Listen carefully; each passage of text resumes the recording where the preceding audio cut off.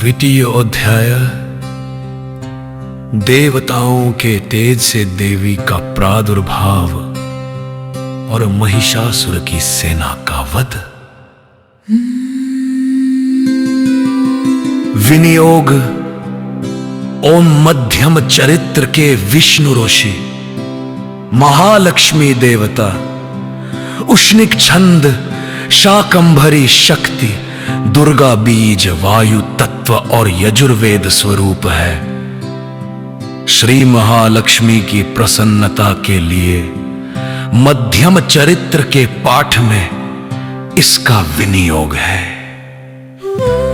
मैं कमल के आसन पर बैठी हुई प्रसन्न मुख वाली महिषासुर मर्दिनी भगवती महालक्ष्मी का भजन करता हूं, जो अपने हाथों में अक्षमाला, फरसा, गदा, बाण, वज्र, पद्म, धनुष, कुंडिका, दंड, शक्ति, खड्ग, ढाल, शंख, घंटा, मधुपात्र, शूल, पाश और चक्र धारण करती है। ऋषि कहते हैं पूर्व काल में देवताओं और असुरों में पूरे 100 वर्षों तक घोर संग्राम हुआ था। उसमें असुरों का स्वामी महिषासुर था और देवताओं के नायक इंद्र थे। उस युद्ध में देवताओं की सेना महाबली असुरों से परास्त हो गई। संपूर्ण देवताओं को जीतकर महिषासुर इंद्र बन बैठा। तब पराजित देवता प्रजापति ब्रह्मा जी को आगे करके उस स्थान पर गए जहां भगवान शंकर और विष्णु विराजमान थे। देवताओं ने महिषासुर के पराक्रम तथा अपनी पराजय का यथावत वृतांत उन दोनों देवेश्वरों से विस्तार पूर्वक कह सुनाया। वे बोले, भगवान, महिषासुर सूर्य, इंद्र, अग्नि, वायु, चंद्रमा, यम, वरुण तथा अन्य देवताओं के भी अधिकार छीन कर स्वयं ही सबका अधिष्ठाता बना बैठा है। उस दुरात्मा महिष ने समस्त देवताओं को स्वर्ग से निकाल दिया है। अब वे मनुष्यों की भांति पृथ्वी पर विचरते हैं। दैत्यों की यह सारी करतूत हमने आप लोगों से कह सुनाई। अब हम आपकी शरण में आए हैं। उसके वध का कोई उपाय सोचिए। इस प्रकार देवताओं के वचन सुनकर भगवान विष्णु और शिव ने दैत्यों पर बड़ा क्रोध किया। उनकी भौहें तन गई और मुंह टेढ़ा हो गया। तब अत्यंत कोप में भरे हुए चक्रपाणि श्री विष्णु के मुख से एक महान तेज प्रकट हुआ। इसी प्रकार ब्रह्मा, शंकर तथा इंद्र आदि अन्यान्य देवताओं के शरीर से भी बड़ा भारी तेज निकला। महान तेज का वह पुंज जाज्वल्यमान पर्वत सा जान पड़ा। देवताओं ने देखा, वहां उसकी ज्वालाएं संपूर्ण दिशाओं में व्याप्त हो रही थीं। संपूर्ण देवताओं के शरीर से प्रकट हुए उस तेज की कहीं तुलना नहीं थी। एकत्रित होने पर वह एक नारी के रूप में परिणत हो गया और अपने प्रकाश से तीनों लोकों में व्याप्त जान पड़ा। भगवान शंकर का जो तेज था, उससे उस देवी का मुख प्रकट हुआ। यमराज के तेज से उसके सिर में बाल निकल आए। श्री विष्णु भगवान के तेज से उसकी भुजाएं उत्पन्न हुई। चंद्रमा के तेज से दोनों स्तनों का और इंद्र के तेज से मध्य भाग कटि प्रदेश का प्रादुर्भाव हुआ। वरुण के तेज से जंघा और पिंडली तथा पृथ्वी के तेज से नितंब भाग प्रकट हुआ। ब्रह्मा के तेज से दोनों चरण और सूर्य के तेज से उसकी अंगुलियां हुई। वसुओं के तेज से हाथों की अंगुलियां और कुबेर के तेज से नासिका प्रकट हुई। उस देवी के दांत प्रजापति के तेज से और तीनों नेत्र अग्नि के तेज से प्रकट हुए थे। उसकी भौहें संध्या के और कान वायु के तेज से उत्पन्न हुए थे। इसी प्रकार अन्यान्य देवताओं के तेज से भी उस कल्याणमयी देवी का आविर्भाव हुआ। तदंतर समस्त देवताओं के तेज पुंज से प्रकट हुए देवी को देखकर महिषासुर के सताए हुए देवता बहुत प्रसन्न हुए। पिनाकधारी भगवान शंकर ने पतन शूट से तेज शूल निकाल कर उन्हें दिया। फिर भगवान विष्णु ने गिरी अपने चक्र से चतुर तन्न कर जब भरवती को परते किया। भरोला ने अभी शंख भेद किया। अग्नि ने उन्हें शक्ति विवार वायमतंचित खलपरों से भरे हुए दो कृत स्पदार के दिए। सहस्र पेत्रो वाला दीवाज कुंडनी पकने पचे से वज्र वो पुण्य करके दिया। और ऐराग कहा की से उतार का तीक फंता की प्रदाग किया। यमराज ने काल दंड से बल्द वरुण ने पाश प्रजापति स्खकुकाक्षिति माला तथा ब्रह्मा जी ने कमंडल भीत किया। सोने ने एवे के समस्त रोम को तुम्हें अकमित रोक तेज धर दिया। पालन उन्हें चमकती हुई थाल पुर तलवार पर शेर सपुत्र ने उज्ज्वल तथा कभी जीरन होली वाले दो दिल वस्त्र ढेप की साथ ही उन्होंने दिव्य चूड़ामणि दो कुंडल कड़े उज्ज्वल अर्धचंद्र सब बाहुओं के लिए केयूर दोनों चरणों के लिए नूपुर गले की सुंदर हंसली और सब अंगुलियों में पहनने के लिए रत्नों की बनी अंगूठियां भी दी।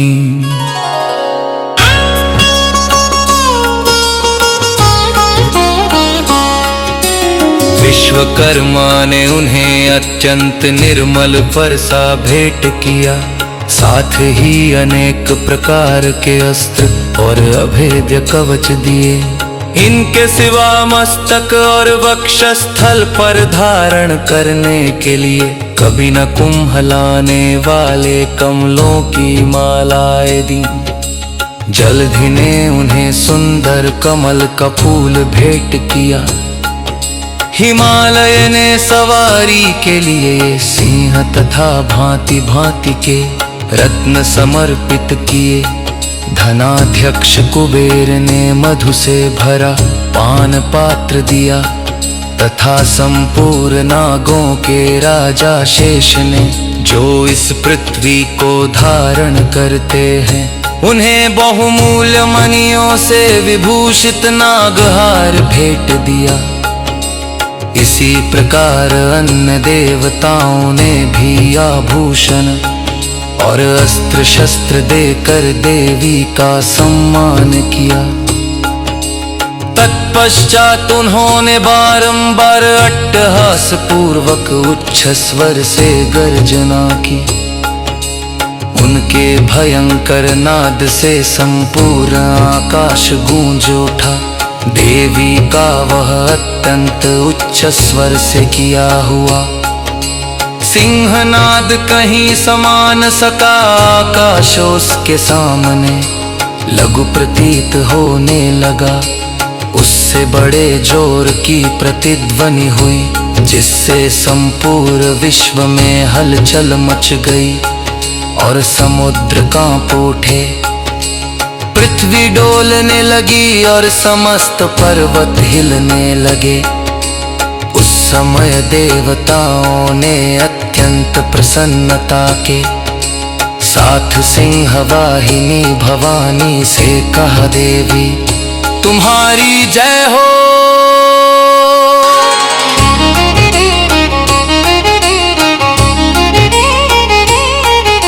संपूर्ण त्रिलोकी को क्षोभग्रस्त देख दैत्यगण अपनी समस्त सेना को कवच आदि से सुसज्जित कर हाथों में हथियार ले सहसा उठकर खड़े हो गए।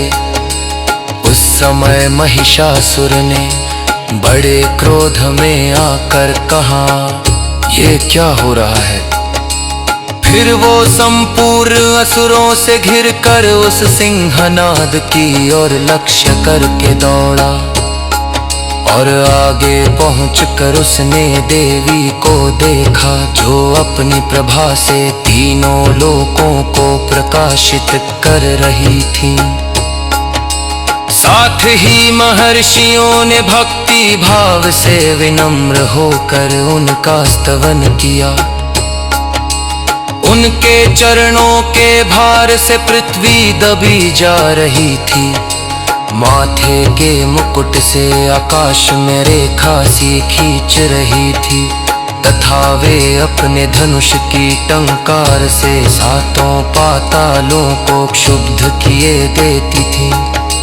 देवी अपनी हजारों भुजाओं से संपूर्ण दिशाओं को आच्छादित करके खड़ी थी। तदनंतर उनके साथ दैत्यों का युद्ध छिड़ गया। नाना प्रकार के अस्त्र शस्त्रों के प्रहार से संपूर्ण दिशाएं उद्भासित होने लगी। चिक्षुर नामक महान असुर महिषासुर का सेनानायक था। वह देवी के साथ युद्ध करने लगा। अन्य दैत्यों की चतुरंगिनी सेना साथ लेकर चामर भी लड़ने लगा। 60,000 रथियों के साथ आकर उदग्र नामक महादैत्य ने लोहा लिया। 1 करोड़ रथियों को साथ लेकर महाहनु नामक दैत्य युद्ध करने लगा। जिसके रोए तलवार के समा तीखे थे, वह असिलोमा नाम का महादैत्य 5 करोड़ रथी सैनिकों सहित युद्ध में आ डटा। 60 लाख रथियों से घिरा हुआ बाष्कल नामक दैत्य भी उस युद्ध भूमि में लड़ने लगा। परिवारित नामक राक्षस हाथी सवार और घुड़सवारों के अनेक दलों तथा 1 करोड़ रथियों की सेना लेकर युद्ध करने लगा। बिड़ाल नामक दैत्य 5 अरब रथियों से घिरकर लोहा लेने लगा। इनके अतिरिक्त और भी हजारों महादैत्य रथ हाथी और घोड़ों की सेना साथ लेकर वहां देवी के साथ युद्ध करने लगे। स्वयं महिषासुर उस रणभूमि में कोटि कोटि सहस्र रथ हाथी और घोड़ों की सेना से घिरा हुआ खड़ा था। वे दैत्य देवी के साथ तोमर भिंदपाल शक्ति मूसल खड्ग परशु और पट्टिशादि अस्त्र शस्त्रों का प्रहार करते हुए युद्ध कर रहे थे। कुछ दैत्यों ने उन पर शप्पकातहार किया, कुछ लोगों ने पाश घूंटे तथा तच दूसरे दैत्यों ने खरक प्रहार करके देवी को मार डालने का उद्योग किया। देवी ने दी को धीमे भर कर केन क्यों में अस्त्र शस्त्रों न वर्षातर की दैत्य देवी समस्त अस्त्र शस्त्र का पदाल उनके बिखबर परिश्रम या खकावत कारम क्षमा तुदू चहन लही धरतेव का परलशीन की स्तुति कर दीथ। और वे भगवते परमेश्वरी दैत्यों के शरीरों कर वस्त्र शस्त्रों के परशा तरते लही। देवी का वाहन सहभी तो खिमु फर कर कर कन के बाला दुहियाता है वहसरों की सिलानी। इस प्रकार हो चरने लबा मालव नाला दवालर फैलर हालवा रारम। देवी की शक्ति से बढ़े हुए वे गण असुरों का नाश करते हुए नगारा और शंख आदि बाजे बजाने लगे।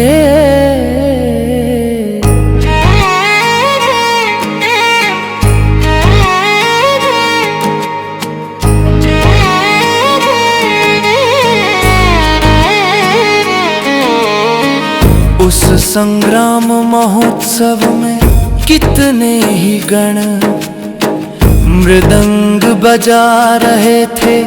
तदनंतर देवी ने त्रिशूल से गदा से शक्ति की वर्षा से और खड्ग आदि से सैकड़ों महादैत्यों का संहार कर डाला। कितनों को घंटे के भयंकर नाद से मूर्छित करके मार गिराया। कितनों को घंटे के भयंकर नाद से मूर्छित करके मार गिराया। ओह तेरे दैत्यों को पाश से बांध कर धरती पर घसीटा। कितने ही दैत्यों उनकी तीखी तलवार की मार से दो दो टुकड़े हो गए। कितने ही गदा की चोट से घायल हो धरती पर सो गए।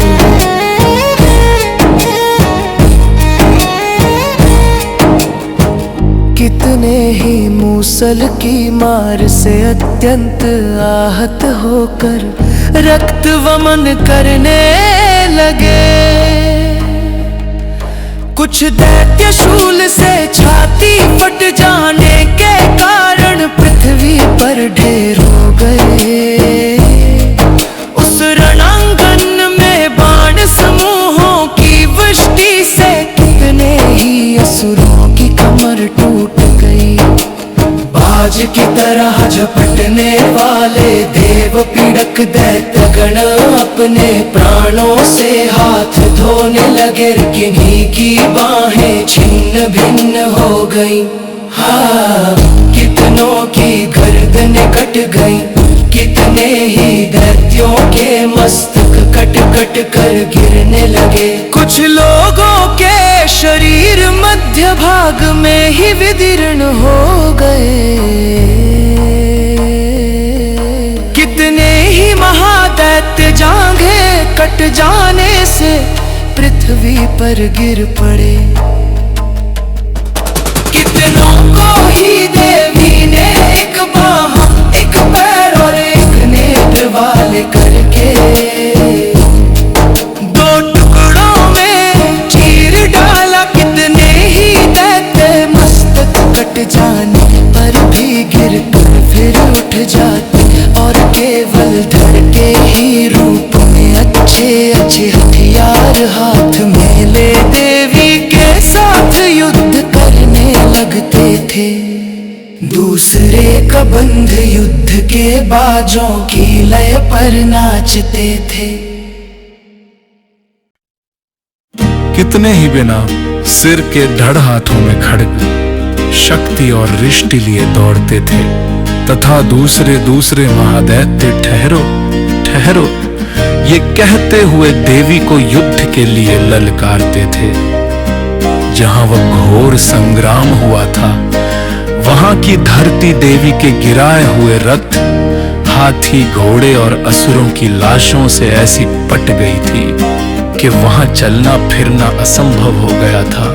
दैत्यों की सेना में हाथी, घोड़े और असुरों के शरीरों से इतनी अधिक मात्रा में रक्तपात हुआ था कि थोड़ी देर में वहां खून की बड़ी बड़ी नदियां बने लगीं। जगदम्बा ने असुरों की विशाल सेना को क्षण भर में नष्ट कर दिया, ठीक उसी तरह जैसे तृण और काट के भारी ढेर को आग कुछ ही क्षणों में भस्म कर देती है। और वो सिंह भी गर्दन के बालों को हिला हिला कर जोर जोर से गर्जना करता हुआ दैत्यों के शरीर से मानो उनके प्राण चुन लेता था। वहां देवी के गणों ने भी उन महादैत्यों के साथ ऐसा युद्ध किया जिससे आकाश में खड़े हुए देवतागण उन पर बहुत संतुष्ट हुए और फूल बरसाने लगे। इस प्रकार श्री मार्कंडेय पुराण में सावर्णिक मनवंतर की कथा के अंतर्गत देवी महात्म्य में महिषासुर की सेना का वध नामक दूसरा अध्याय पूरा हुआ।